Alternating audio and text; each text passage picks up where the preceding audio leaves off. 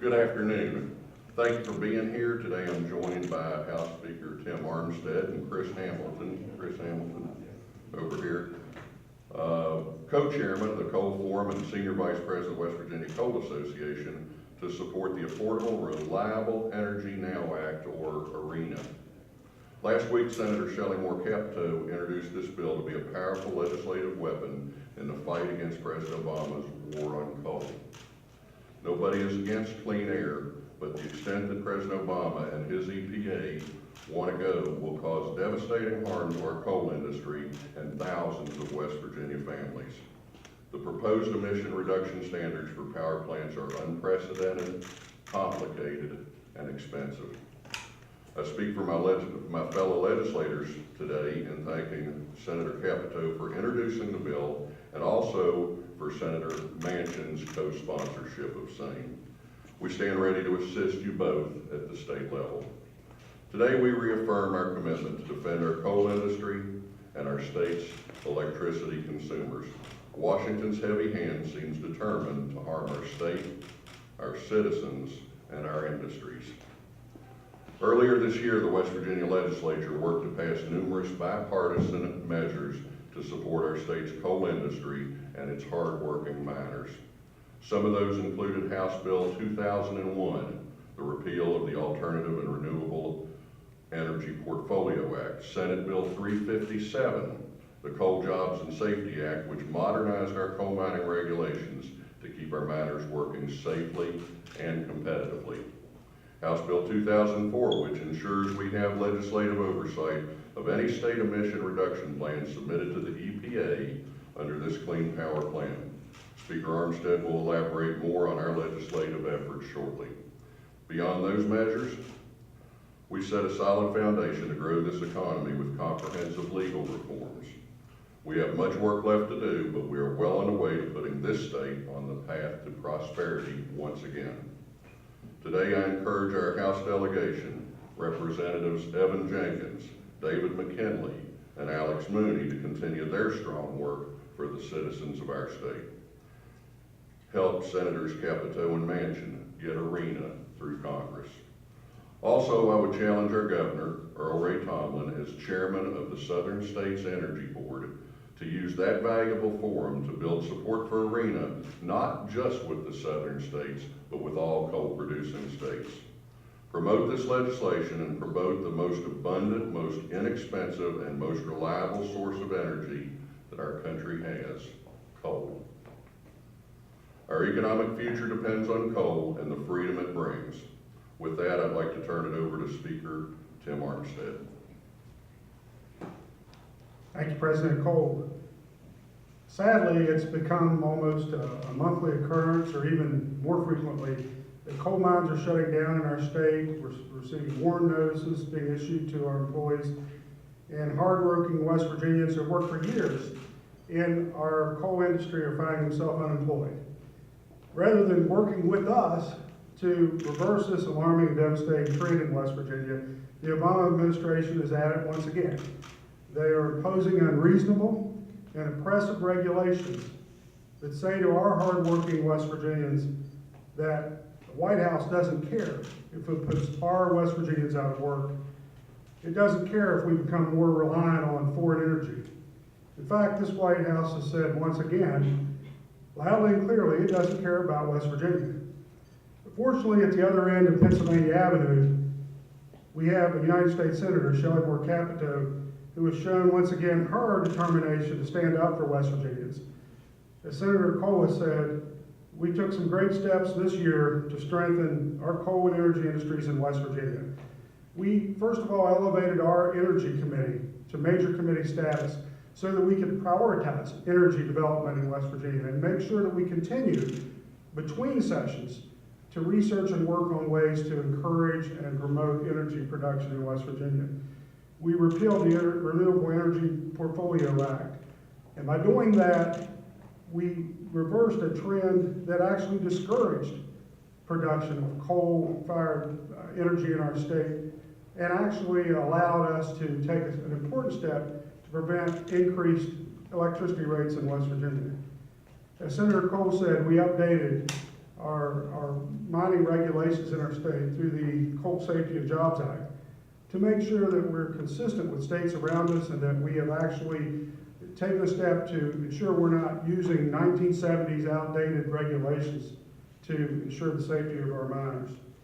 And we ensure that the legislature here will have a say in regulations that are sent to Washington under EPA regulations.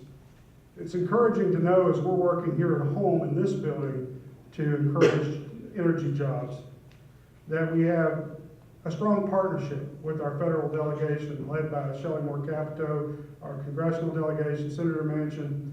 And I'm pleased that Senator Capito has introduced the ARENA Act, which has strong bipartisan sponsorship and support. This act has several important provisions that will help ensure that our energy sector continues to prosper in West Virginia. First of all, it prevents the EPA from imposing new technology-based regulations on new power plants unless and until those standards are actually shown to work in existing power plants. This is a common sense approach.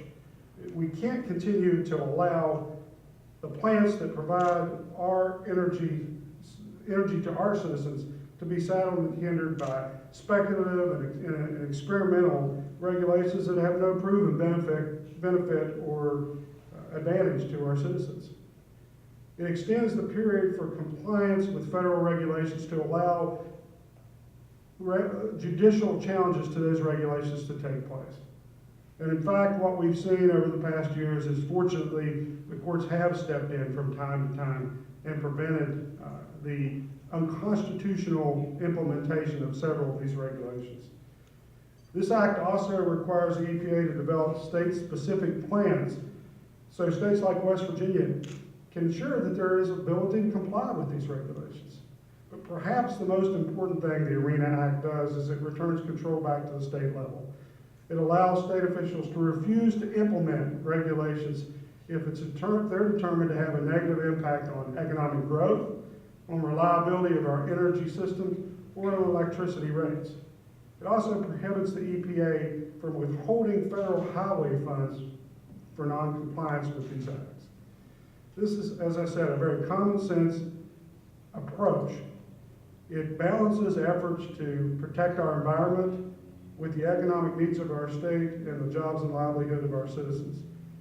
West Virginia has some of the greatest energy reserves in our nation. These energy resources provide jobs, they provide opportunities and hope for our citizens. The ARENA Act also provides hope. Hope that we once again can take full advantage of the energy resources we have to power our factories, to light our homes, to strengthen our economy and create jobs. And I look forward to working here at home with Senator Capito and our congressional delegation to encourage passage of this important legislation, and I urge all West Virginians to join us in those efforts. Thank you. Thank you, Tim. Next, I'd like to welcome Chris Hamilton, co-chairman of the West Virginia Coal Forum and senior vice president of the West Virginia Coal Association, to speak about some of the numbers at play in our state's coal industry. Thank you, Senator Cole. Thank you, Speaker Armstead. Allow me initially here just to thank Senate President and our Lieutenant Governor, Bill Cole, and Speaker Tim Armstead for the leadership and unwavering support of our industry and for the coal miners around this state, the men and women who work every day to keep the lights on, and in doing so provide an enormous foundation for our state's economy. Since they've taken office this year, they have moved forward decisively and responsibly to do everything they can on the state level to support our industry. To all members of the West Virginia legislature, our state's attorney general, and to also our governor, Earl Ray Tomlin, thank you for your commitment to doing all you can to protect and grow West Virginia jobs. And that's precisely what the point of today's interest is. I think it's twofold. One, to demonstrate to our working miners who wake up every single day to additional gloom and doom. They hear of additional layoffs, they hear of additional mine closures, and many of those individuals are indeed affected. It's important that they know that we do have a good, strong, committed core of state elected officials who are doing every single thing they can within their power, utilizing their resources to try to prevent these losses, to try to reverse some of these negative consequences to their families and to southern and northern West Virginia communities where these layoffs and mine closures are actually taking place. We appreciate so much the work of Shelley Moore Capito and Joe Manchin on this arena legislation. It's truly bipartisan, which is also reflective of a lot of the work on coal and energy that we witness here within the state by our state legislature. This is not about partisan politics. It's not about Democrats or Republicans. It's our elected officials standing up for the men and women who have done so much for this state, so much for this nation. And what is this all about? Amidst all these legal suits and challenges, and amidst all of these hearings and rallies, you ask, what is this about? It's about the potential reduction of less than 1% of global climate change and global emissions worldwide. Less than 1%.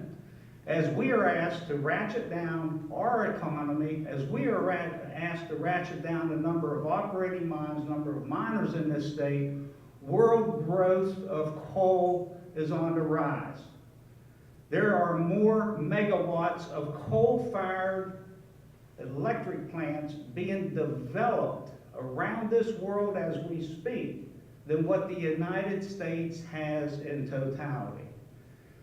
We have seen over 5,000 miners lose their jobs already. There's another 1,500 or so that have been put on notice. We have 100 fewer mines, or about 50% fewer mines right now than what we had 18 months ago. When you add the losses in West Virginia, predominantly southern West Virginia, to those experienced over in southeastern Kentucky and southwestern Virginia, there are over 12,000 miners that are unemployed today. Again, as world growth increases, as we're seeing expansion in other parts of this country, actually, such as the president's home state of Illinois. Yes, his home state of Illinois is doing quite well. They have production models that are scheduled to double over the next 5 years as ours continue to go downward and downward. We just announced last week that we have closed 6 in-state coal-fired power facilities. Unacceptable. And while miners are being hit hard, mining communities are hit hard, perhaps the hardest segment of our population that's hit by these rules are the less fortunate. You know, West Virginia has about 400,000 or more low-income families, and approximately 25–30% of their takeaway pay is expended on household energy costs. And that's going to continue, those costs are going to continue to go upwards as we place greater miners and greater members of our industry in jeopardy. So I just want to thank so much our electorate here at home that are doing everything. They recognize most of these problems are coming out of Washington, D.C. But that's not enough for them. They want to do everything imaginable within their powers, utilizing every single resource to try to not only cope, but to also reverse these negative consequences coming out of policies and initiatives out of Washington, D.C. I appreciate so much their efforts, appreciate being part of this forum. Thank you.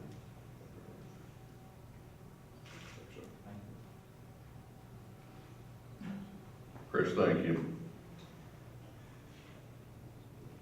There's absolutely no doubt that our state has been built on coal. There's also no doubt that West Virginia's coal built America. Our coal miners are proud of their jobs, they're proud of their heritages, and they're proud of their communities. We must help them find a brighter future. We have such a vibrant, strong history in our coal mining industry, and I, for one, do not believe the story is over. West Virginia's history and West Virginia's fate should not be and cannot be decided by an executive order or by a group of non-elected bureaucrats in Washington, D.C. Coal is simply the first fossil fuel in the gun sights of our president and his EPA. Natural gas will be next. We need to draw a line in the sand right here and right now. I'm pleased to join with Tim and Chris and the vast majority of the West Virginia legislature in applauding the introduction of the ARENA bill. We will do all that we can at the state level to ensure its success. I'd like to thank Tim, Chris, my fellow legislators, and thank all of you for coming today. I appreciate it very much.